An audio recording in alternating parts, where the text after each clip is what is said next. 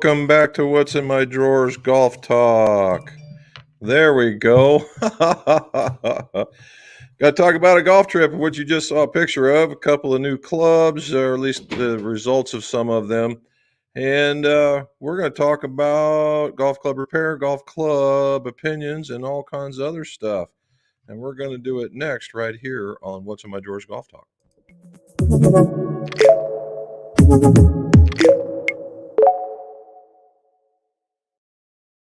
Welcome back to the McGolf Shop and What's in My Drawers Golf Talk. Why is it What's in My Drawers? Because old club makers and club fitters are tremendous pack rats, and I'm no different. And that's how this got started. Now it's a talk across the world on golf club repairs, fittings, and opinions. And typically what we do here is we're going to talk about a topic of some variety, whether in one of those categories, some stuff that was going on in the shop, which in this case is a golf trip. And then we're going to start talking about questions. And although we do, we're going to have to talk about the winners. I don't have my phone nearby, so we'll have to talk about the winners of the Dunhill Links, I guess, and then the Sanderson Farms was out there. I know about them, so we'll talk about that. All right, so let's get started. Right here in the golf shop, this is the one thing I'm going to show you right here. This is going to Columbus, and that is a hybrid ZX, obviously, from Srixon, and it's got a, there we go, nice, very solid look, very shiny look, and we fit the golfer to the Acra FX Blue. We want to get the ball up in the air a little bit, and that's what this is for. He's a taller gentleman, and that 6'6" range, I think, and he actually ended up going with the Jumbo Max Ultralights in the medium. So they're pretty big. I wear an extra large glove, and this is me at the end. So this will talk about the topic when I don't want to get into swing weight just so dramatically, but I do want to talk about this. So when you make a club that is long, right? And this is where a lot of club building do's and don'ts come out of. And again, if any of you guys dabbled in club making, do club making, and I'm still asking this question, give me your top 3 mistakes that you did when you first started, so that we can cover those and talk through them so other folks don't make that mistake. All right. So we're making this golf club, whether it be a hybrid, right? A Srixon hybrid, or whether it be an iron or a driver. If we make it longer, by effect, the swing weight is going to be heavier. All right. And we talk about a swing weight, and swing weight starts from here to a 14-inch fulcrum, and then it balances, right? And that where this thing balances out here, right? It does that. And it's basically, for lack of a better term, it's the measure of the heft of the club. So, this is the reason why I don't get too wrapped around the axle about swing weight. Yes, certain people like certain kinds of swing weight. However, you can trick this, right? If this is, let's just say this is D2. We'll pick a number, D2. I could make this out of a telephone pole, and with the weights going in different directions, I could make it D2. All right. However, I can't make it lighter, or I can't make it heavier. And the total weight is really what's important here. Okay, total weight. The result of this total weight gets you into the swing weight area. But all right, so let's go back. So we do this, we make it longer. The swing weight is going to go up. It's about 3 swing weight points per every half of an inch. All right, so you just went, let's say you went to D0 and you made your iron or your driver or your hybrid half an inch longer, half an inch. All right, and sorry, and nothing else changed. Nothing else changed. So you expect a D3. Okay, that's just how it works. Now, let's say in a lot of cases, and half of an inch to an inch typically is for a taller person.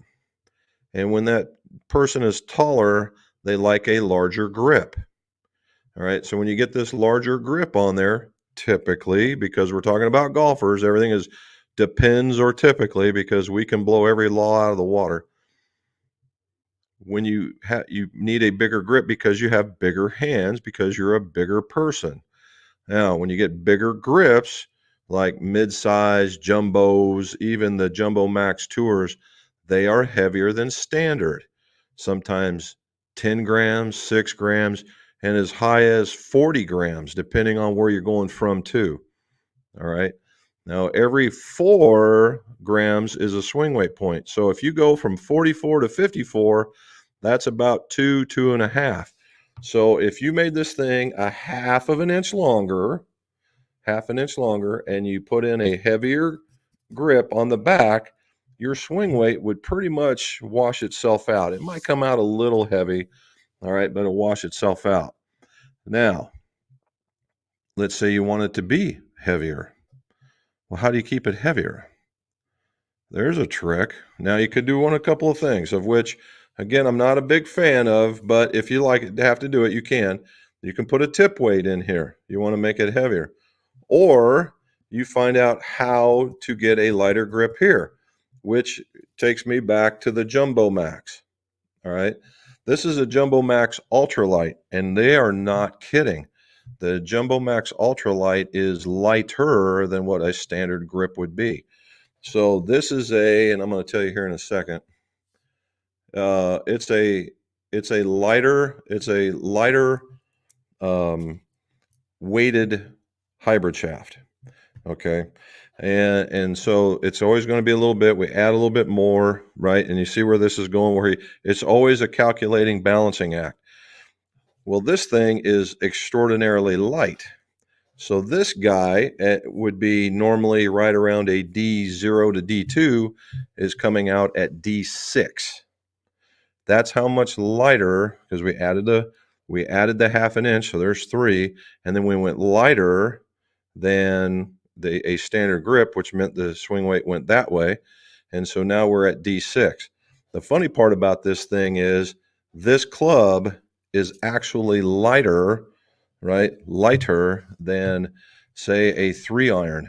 All right, it's lighter because the graphite's lighter, the ultralight's lighter, and the head's the only thing. So it gives a tremendous head weight feel without a whole bunch of weight to be added to it. So you can see where that balance goes, right? And that's where you got to start off with a standard, and then heads do this, grips do this, right? Shaft weight gets into play and does that.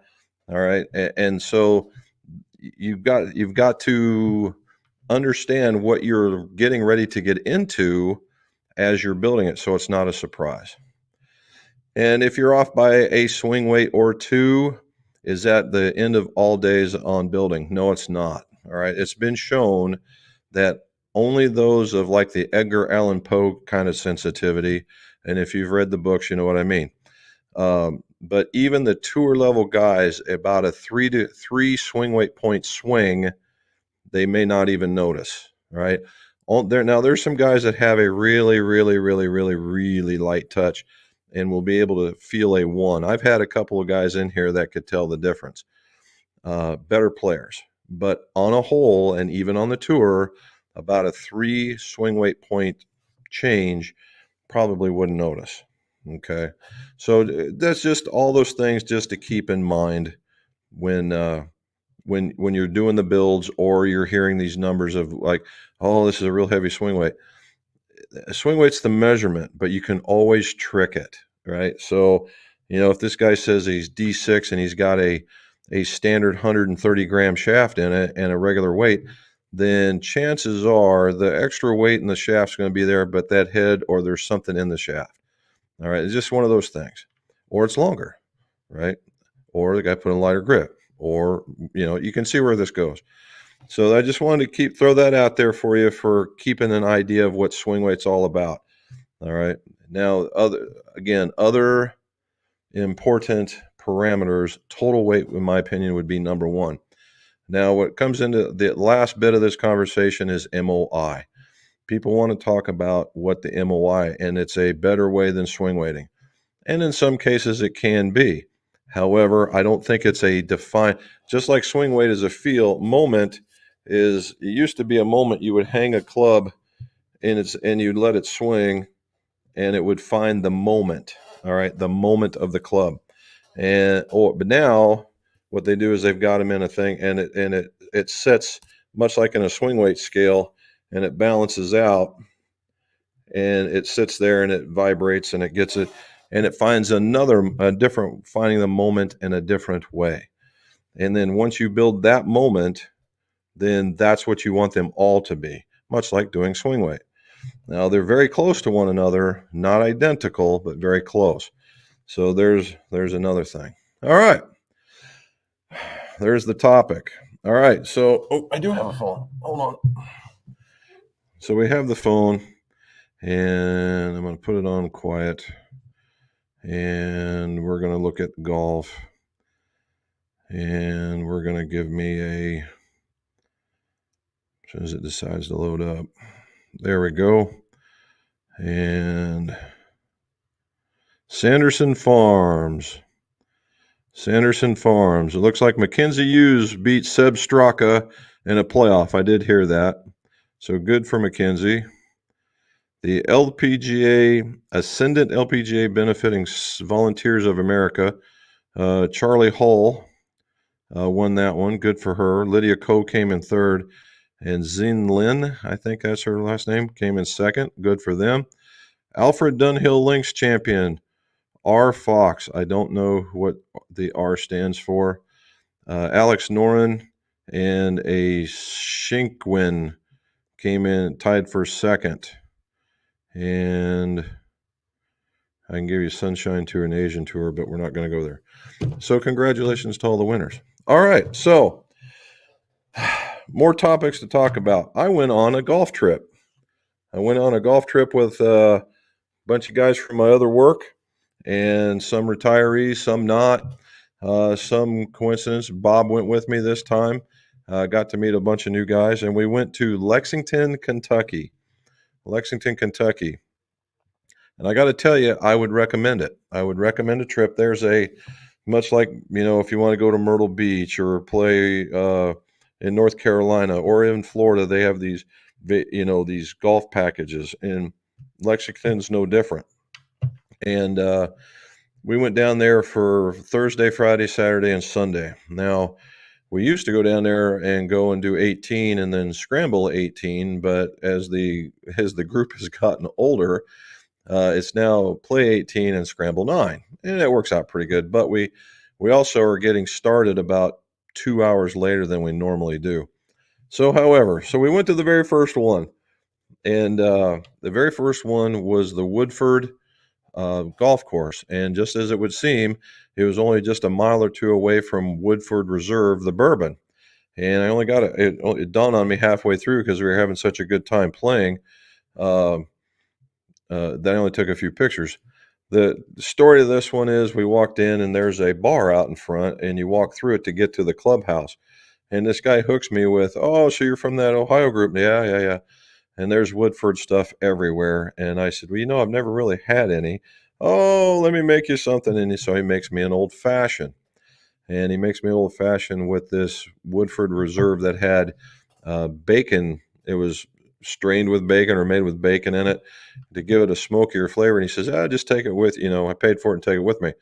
And I sipped on that for a couple of holes. Man, it was pretty good drink. The young man knew exactly what he was doing. So Woodford is right here it's I would call it a really well done municipal course. It's a public course, to be sure.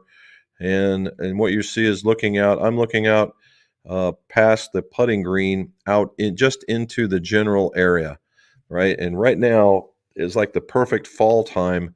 You'll see some color changes. You'll see stuff like that. This one is just looking across there. That's the clubhouse in the background. And the reason why I took that is because see that flag, where that flag is standing straight up? That is exactly what we played in for 4 solid days. Save the last one. Well, and even that one too. So we got into that. Here's a shot across the water. That was a neat little par 3 right there. Let's see what else we can find. Okay, so that was the shot across the water. It was really a nice layout. I mean, there was a lot of undulation. The greens were pretty true. It was a nice little course. It really was. And the folks there were super duper nice. That's always, when you have the good attitude, and the members were nice too. And that was another thing. And so we went and got to our hotel and got a bite to eat. Next day was I'm going to get it here in a moment. Next day was, Kearney Hills. That's what this is.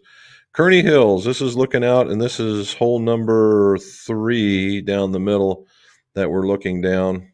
And Kearney Hills is a open linksish type course, and it holds a lot of like LPGA senior PGA, some other like junior PGA, lots and lots of those tournaments. And it's because it's an easy walk from tee to green, but the undulations are pretty substantial. So you get to this one, and then there's me looking just a little further back, and you get to see the different layers that they do for drainage, and it just keeps going around. And then you get to see the water that comes into play a couple of places. And I just keep going around. The place just had all kinds of looks to it, right? This was a par 3 that was about a 2. These guys really enjoyed their par 3s because there wasn't anything under 180 yards. And okay, so Kearney Hills, up and down, lots of moguls, turns. It was a little soft in some areas. I think it was just from overwatering because it was very, very hard. And we have in this neck of the woods, you get a lot of clay, a lot of the darker dirts, and it just gets really hard. And they were trying to not make it as so, and so that's what you get. But definitely recommend it. The Kearney Hills, the course itself is just super duper nice. All righty. So let's see if I can get back to where I was just showing you. Yeah. Yep. And obviously, this was the third day. That was the third day university, and we played Big Blue. They have 2, Big Blue and Wildcat. And the Big Blue was probably the nicest amount of the nicest layout for the biggest amount of pain I've ever experienced. And I'll show you what I mean. These are the kind of views that you have from this golf course. It's just it's just a really nice golf course. The looks out here are just they're really, really nice. Everything about it is golfy, right? I know that's a technical term, and then you get to see stuff like that. And I know I've taken a picture of that thing before. I've been down here before.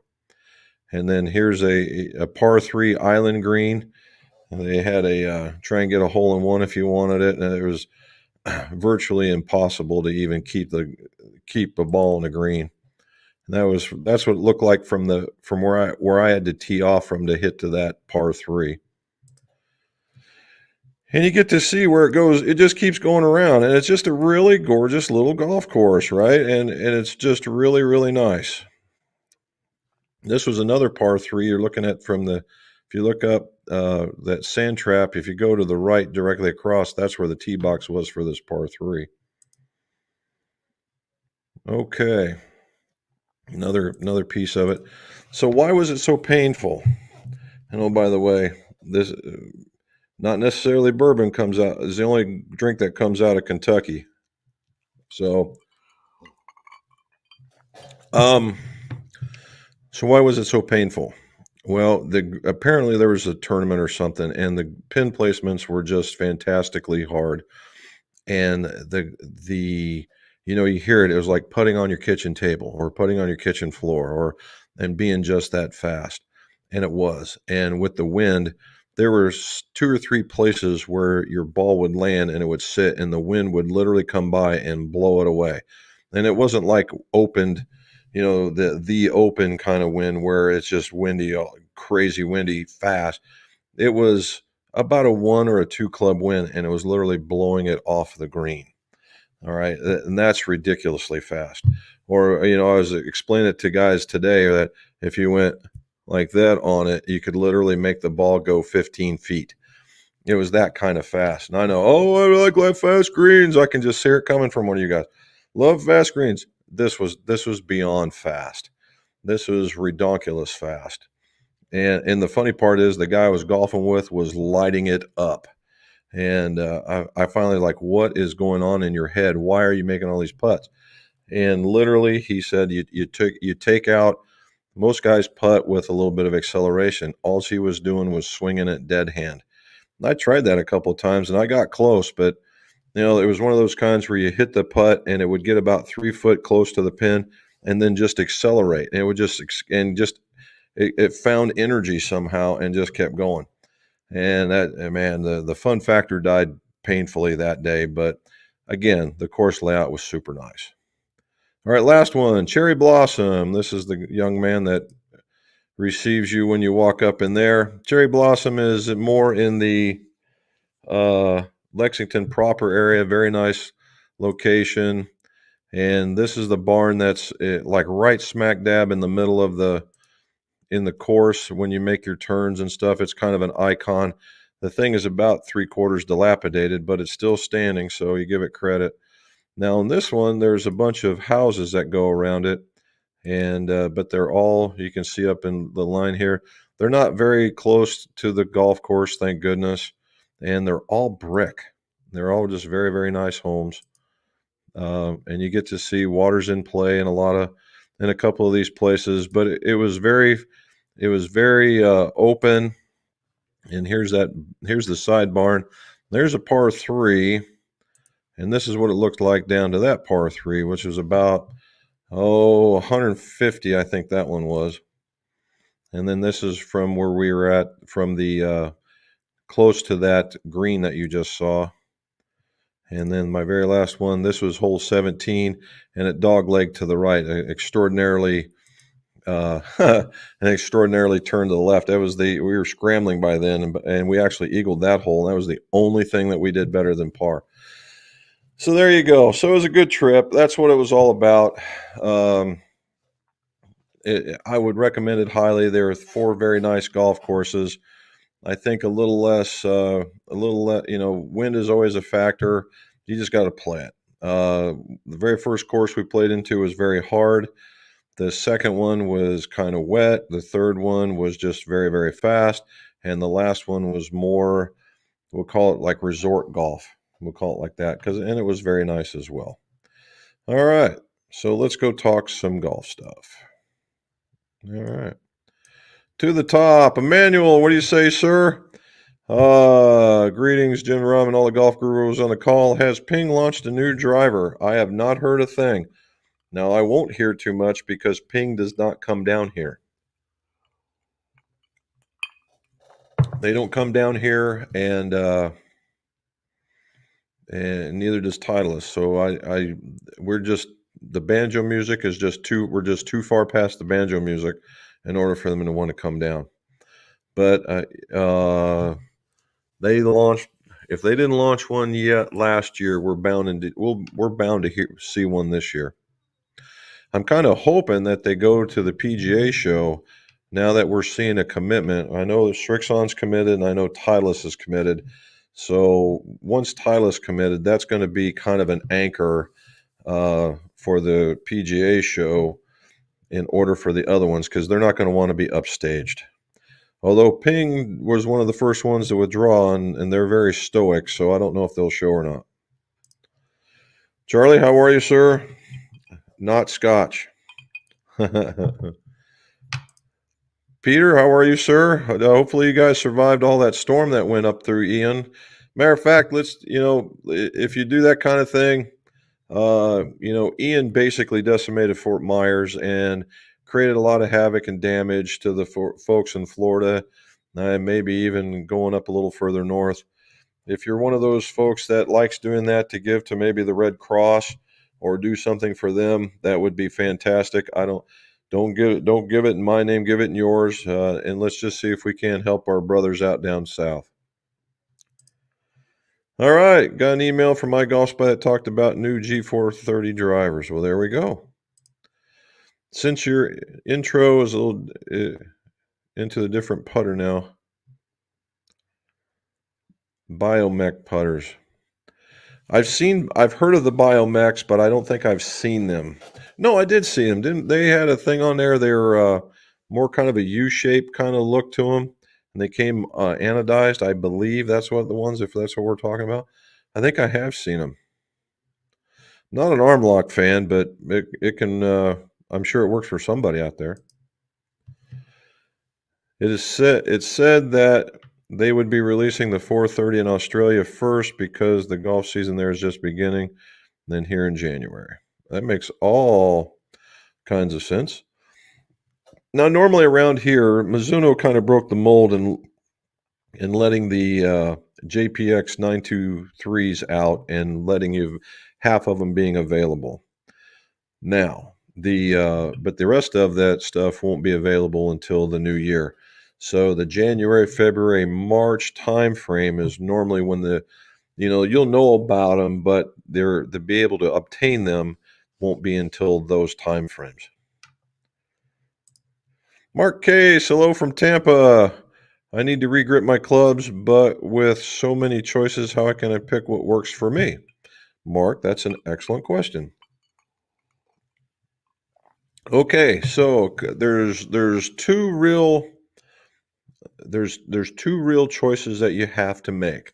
One, does it fit, and two, does it feel good? Okay, and when I do fittings for grips, and we're going to use what I look for here is to make sure that this finger here and this pad that is either just barely touching or there's a very little gap. So if I was to hold it, something that would be really, really close. All right.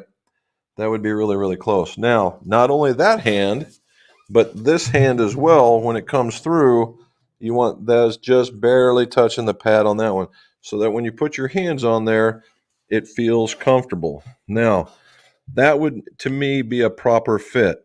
However, there are cases like you have arthritis where you can't squeeze down that hard, so a bigger grip would be necessary. It also could be where you hold the grip. If you hold it in your fingers to get it to here, then what you're going to be talking about is the grip will get actually smaller. If you put it in the palm of your hand like a baseball bat, the grip will actually get bigger. All right. So if you like, well, I have small hands, but that's probably where you're placing the grip. Okay. The second part is, what do you like as far as feel? Do you like a squishier grip, or do you like a firmer, very aggressive grip? Those are both ends of the spectrum. Okay. The softer grip is traditionally associated with the wind grips, and where the firmer grips and across the board are ones that are corded, and they all have them. Lamkin, Golf Pride, right? Every rubber grip maker has one that's corded, except for maybe Pure. They don't have a corded one, but they have one that's like a DTX, and it's like grabbing a truck tire. It is very aggressive in its grip. And then you have everything in between. If you like a softer grip, but like tacky, we tend to go through a lot of CP2s, whether they be the Pro or the wrap style. Again, if you just like texture, the Pro. If you like more of a wrap feel, then the wrap. Then there's always the 2Gs or the standards, and the Tour Velvets are another kind. And every company's got something that's like that. And so that's how I would go about making that happen. We say, partner, you going to go up to New England for that one, that thing that they're having, or are you going down south? Hi, what's going on? Today at the course, we moved a lot of sod and got the one tee box laid out. All right. Do you like that one? Tell me what you think. That was a pretty neat little gizmo, isn't it? A lot of stuff that you got to process. All right, Duke. If you could change one rule in golf, what would it be? Ooh, one rule in golf.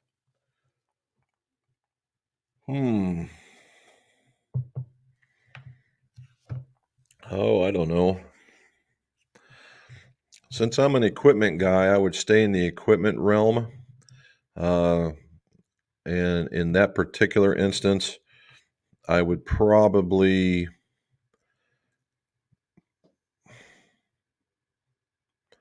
let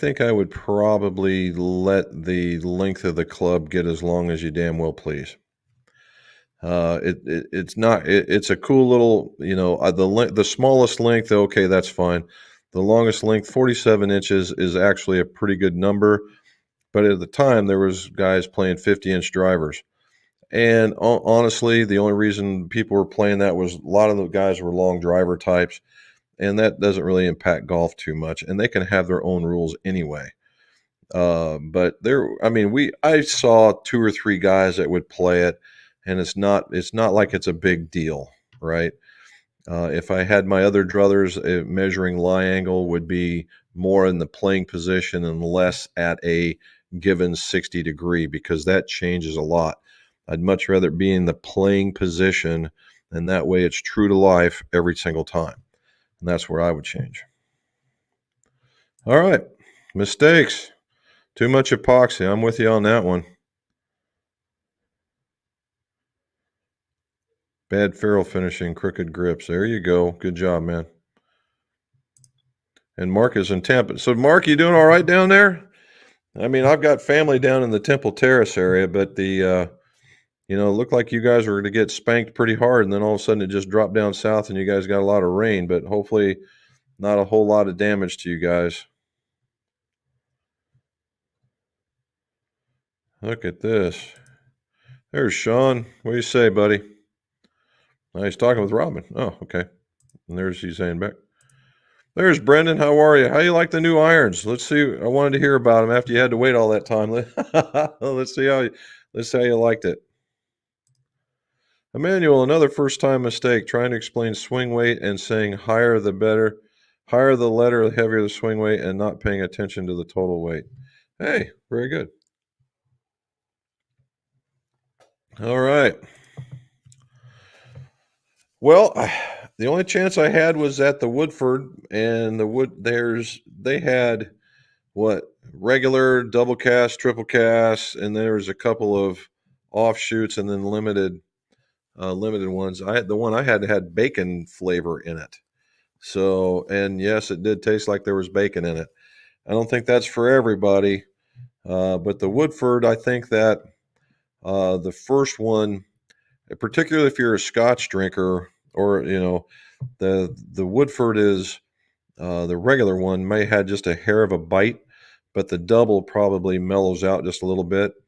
And I asked the guy whether or not he was all about that one, and he was more of a Buffalo Trace fan.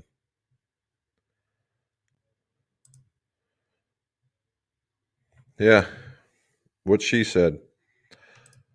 Ryan Fox, that's what it is. Thank you, sir. Speaking of golf club repairs, are there any current schools that you would recommend for club repair instruction or additional certifications? Well, the only one,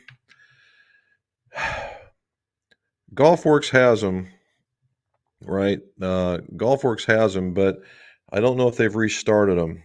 And the only other one out there is a school that I know that they're actually doing them right now is at Mitchell, and the Mitchell's in Detroit now, not down in Dayton. And I don't know anything about the school. Mitchell, if you're listening and you want to bring me up there, I can give you a review, but I just don't know. Outside of that, Golf Smith used to have them. They're no longer with us. But as far as schools go, those are the only two that I'm truly aware of. Moonshine. There we go. Bill Nauman. What do you say, buddy? There we go. Ron was telling me about your conversation. And the email was between launch pads and D9 Fords was two different things.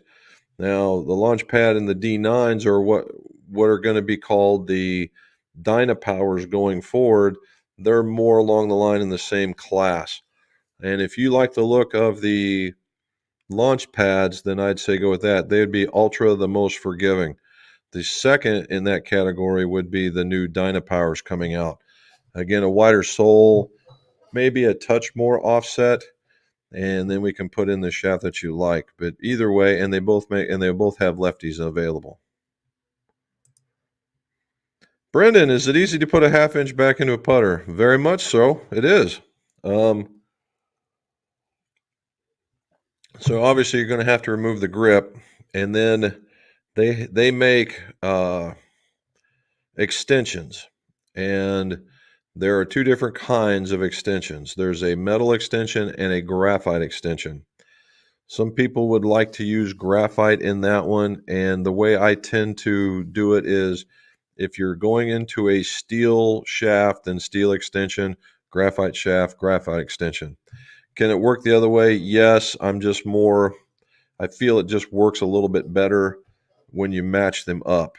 Now, the extensions come in different ODs to fit inside the ID of the shaft. So if you have the capability, you want to measure the inside of the shaft so you can order the right one. And that would be true even on the graphite. Now, if you get a bigger one in graphite, assuming you're not really far off, you can always sand it down and put it in. However, you just want to be able to touch it up so the glue works and get it in. But yeah, putting a half-inch on, not a problem. There's Jason. Yep, Kearney Hills. I like it too. I've played well there. In fact, the last one, number was it? We played the back nine. I think I was coming back around. Yeah, I think it was 18. We were 165 out, and it was a total blind shot because we were down in a gully, and we had to hit up into 165 into the wind, uphill, blah blah blah. And the guys were going crazy when I hit it, and I was like, oh, I thought I hit somebody or whatever. It turns out I jarred it, a one hop jar, and then the damn thing jumped right back out. So it is what it is. But yeah, I like the place. All right. What's your thoughts on inserts compared to milled putter faces? Well,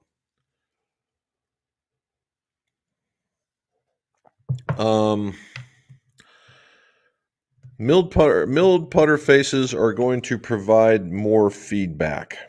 All right, that's just what it is, and it's going to have a much different feel. Quite possibly more solid, but that's not to say that that's the only feel that you might prefer. Inserts tend to feel softer, and that was kind of the idea of the insert, to make it feel softer. We'll do a little history here in a minute. And when they tend to be softer, they tend to be a bit more active.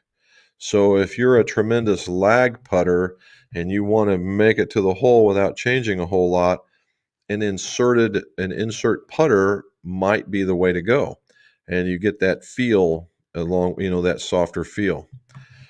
Now, how did that come about? Well, in the day, Scotty Camerons were number one. They're beyond a reproach, man. Nobody could make a putter better than them. And the thing that made them better, not only was his ability to fit those people, and he treated them number one, but the forging / milling process made that putter feel just extraordinarily soft. That was a feel that everybody strived to obtain. Well, without doing the exact same process and trying to save a little bit of money, they developed inserts. And then inserts have taken off and have a life of their own. There's some with copper inserts, the white hot inserts. They, all these in order to change the feel, but ultimately to make it feel softer. Okay. Well, now the wheel keeps spinning, and the milled putters have taken on a life of their own also, in that milling takes a lot longer than casting and inserting, and it's a different feel, notoriously better for most people, and it gets you a little bit more. I guess the last techno argument would be is that once you're off of the face, it's not as grossly insane softer, meaning that if you hit on the center, the center of gravity of the putter, it's going to go a certain distance. And if you get off of it a quarter of an inch, it's not nearly as bad as, say, for an insert, which would be much shorter. That's where the differences are. All right. Oh, there's Robin. I forgot to ask. So she led me right into it. So if you guys would like, subscribe, and that way you get more of the videos when they drop. It gets the channel noticed, and we can get up there. And yes, I haven't put out a video in 2 weeks. I just haven't got behind the computer based on everything that we've been doing as of late. However, I do have the Mizuno review. I have the Koatai putter review, and there's one more out there that I've got that I'm going to put in the can, and then we will see it. All right. Rick's laughing at us. All right, Charlie, does that one have the bacon in it? Yeah. No, this one does not. All right, we did a superintendent's revenge the other night at the club. Lots of fun, few complaints. We like that. Good. You know, doing those things doing those different kinds of things, that's always fun because it changes the dynamic of some of the group. I will say that when we were scrambling, you have an A, B, C, and D player, and it's really funny. With the guys I go to, I'm literally a B man, but the thing is, I can outdrive most of the folks there. Not all of them, but most of them. And in fact, the one guy I was playing with that was doing really well at the UK course was the one guy I couldn't outdrive.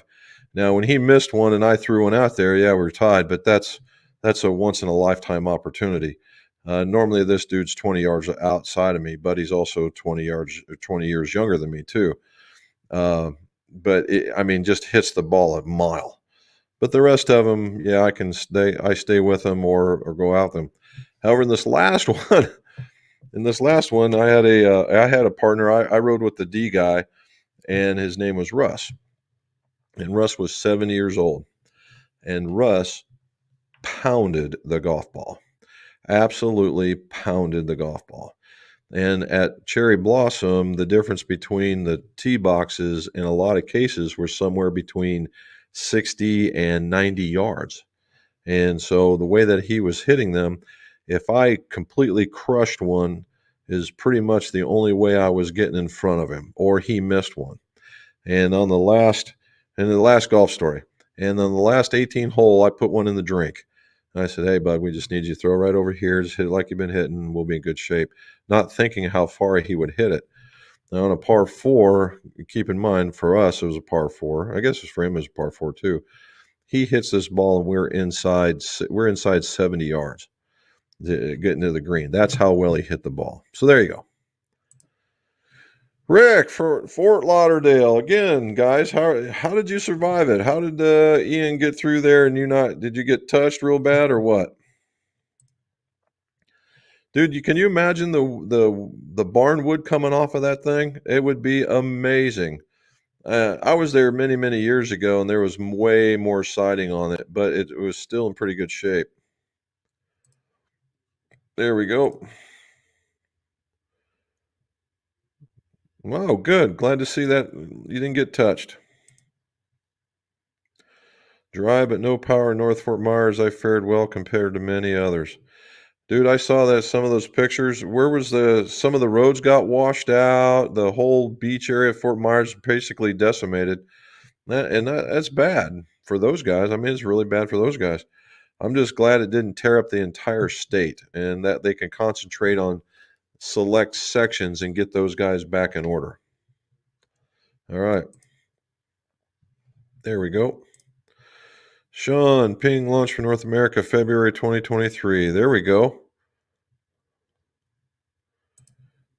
All right. Danny Johnson, what do you say, sir? Have you heard of an Ascent or Scent golf shaft? Is in TaylorMade set? Yeah, it's an Ascent. I'm thinking, who makes it? Yeah, I've heard of it. The one I saw was white and red, and I believe, if I could remember correctly, it very well may have been I'm going to think of Fuji.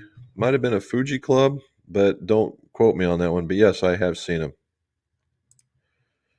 Recently came in possession of a legit Ping i2 Plus. No plus, no plus. Want to pull the steel shafts and replace with graphite. How's the diameter issue? No. The Ping i2s or the Ping I2 Pluses are just tapers. And they're just a standard issue taper. It's not a big deal.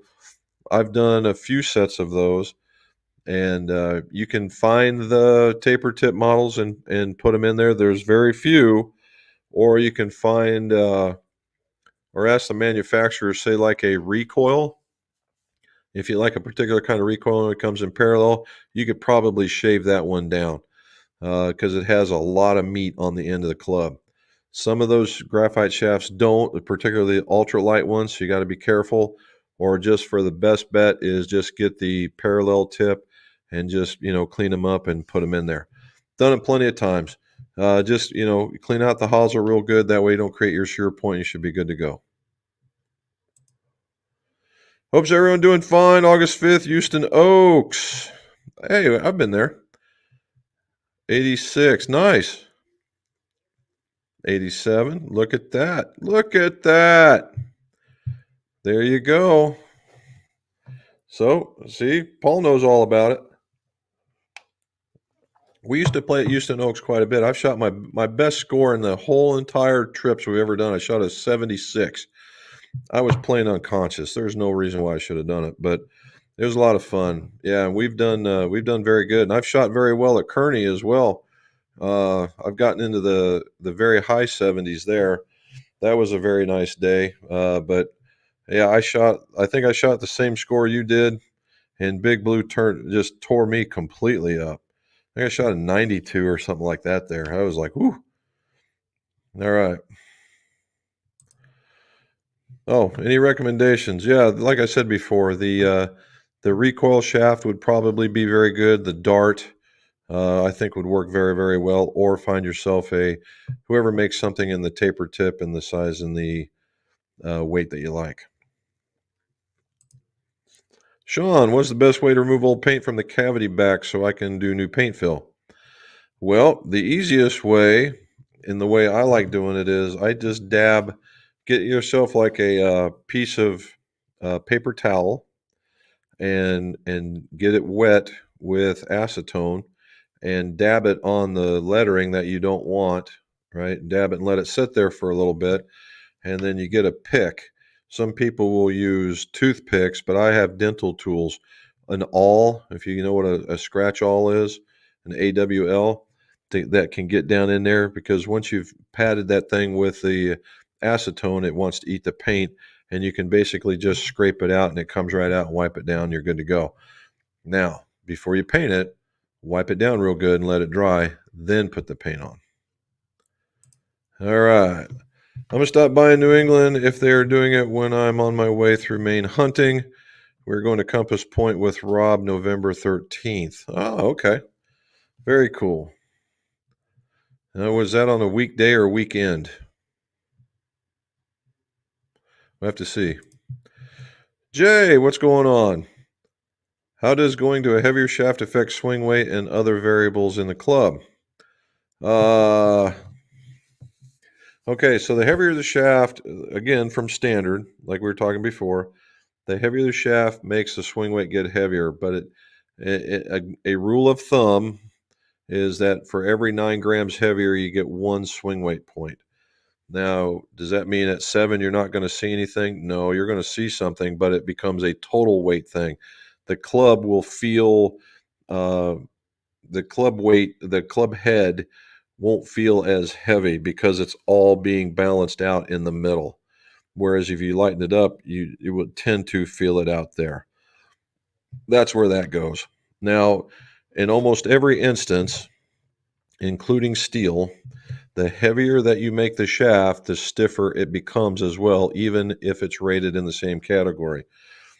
Okay, so for instance, graphite, if you had a 70 and 90 and 110 gram and they all said stiff and you measured them, they're all the same model, I'm here to tell you that they would most likely, save one company. When I go back here, they will get stiffer as you put more on it. It's because you put more weight on it. Okay. Peter, Killer Bee drivers, right? Yeah, I remember those things. The 50-inch clubs. I think I still have one in back, stuck in a corner gathering dust. A rapport shaft. It was an X-Flex driver. It might have been 52 inches or something like that, and you had to actually cut it down. I tried, played with it for a while. It's like swinging a pole. It just takes so long to bring it around. It's not even funny. There's Dave, fell lefty from sunny 64 Michigan. Hey, you know what? It's been like that here. It's going to be was 40 and some change, almost got to 70. And the next 2 days will be in the 30s and get in the 60s, and then it climbs up and then it goes back down. So Mother Nature's fighting its way into fall. We're going to see some different colors. And around here in the southern Ohio in the mountain area, when the fall comes in, the colors change. It's really kind of nice. The unfortunate part, it only lasts for about a week. So maybe I can get some pictures. All righty. Darren Martell, what do you say, sir? Hey, folks, Jim, can you tip a 370 putter shaft so that it fits into a small hosel from GolfWorks rather than into the...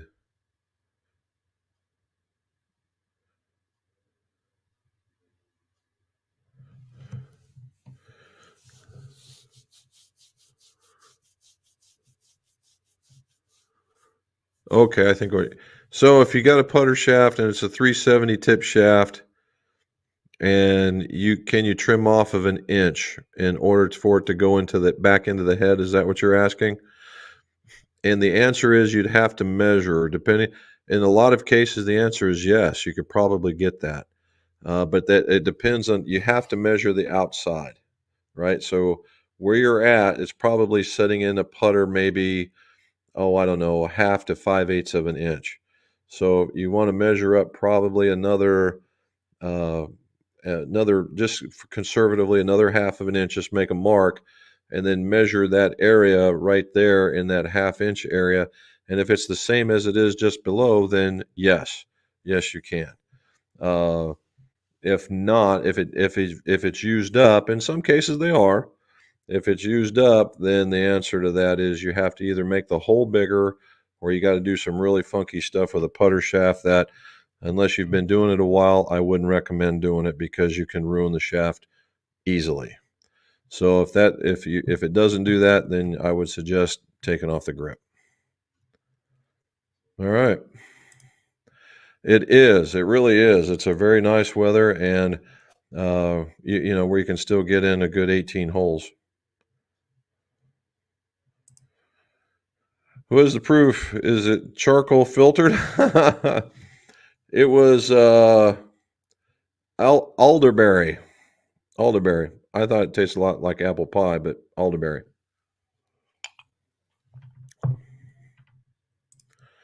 Sean, Jim played Portsmouth House for the first time. What a fun track! It is. It's a good little track. It's a that thing used to have a when .com was around and Nike Tour and all those guys. That thing used to host an event, and Pete Dye is the architect. And in typical Pete Dye fashion, it's got postage stamp style greens, and you have to be a shot maker in order for it to work. Otherwise, you're going to bite it. And so the reality of it is, the best way to play that is just hit to the center, and you never have anything more than a 10-foot putt. All right, Brendan. Irons are great. Good. Loving the ZX7 models and the shorts. Taking a while to get used to the heavier shaft and the long irons from KBS.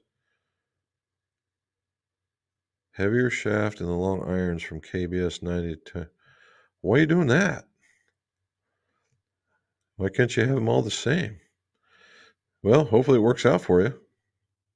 The ZX7s are really nice. The new ones coming out are just going to be just a hair cleaner. I don't think you're going to miss out on too much.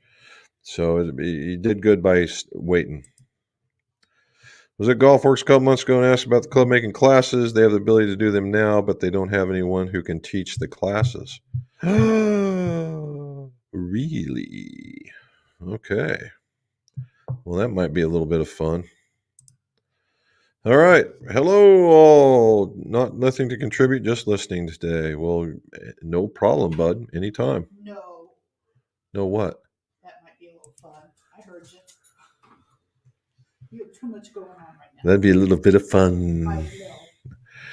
Chris S., what do we got here? Let's see this picture. We're holding a trophy. Good deal. Hi guys. I took Arcos sensors out after the season ended, and now my irons and wedges feel hollow. Is this because the grip hole is bigger, or do I need to regrip now? No, I don't think you need to regrip. I mean, if the grips are feeling fine, that's okay. They probably sound and or feel hollow because you had that extra weight on the back, and sound does make a difference, right? As you're seeing right here. And that was keeping that hole. There's, when you put grip tape on, you normally cover the back end so the solvent doesn't get down into the shaft. You want it on the grip tape. And that's probably what's holding it off a little bit. So if you're truly are wigged out about that sound, then yeah. I mean, you could try what could you try? I mean, just for the sake of trying it, you could put in like a little bitty piece of cork or even a screw of the same magnitude, just metal, and see if it goes away or not. All right. There's Sean Harding again. Any thoughts on removing paint from the numbers in the cavities? What stripper you use? I think I just talked about that one. We're going to use acetone. Acetone's the best as far as I'm concerned. It takes very little time. Most of that OEM paint, although durable, it just crumbles under some acetone. Only lost power for 5 hours? Well, look at that stuff. Good for you. I'm glad that it wasn't real bad for you then. Oh, there you go. I totally forgot about them. Yeah, it could be them as well. Always Robin used the first couple of minutes.